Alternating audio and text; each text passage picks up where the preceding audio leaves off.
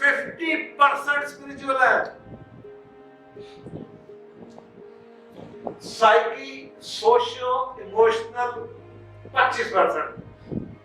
social purely relationship wise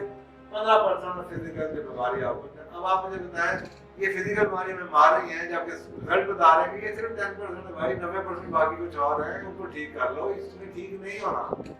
ये बिगड़ेगी क्योंकि जैसे सर में दर्द शुरू हुई है, ये मिग्रेन में कन्वर्ट होगी, कुछ और हो जाएगा, ये कम नहीं होनी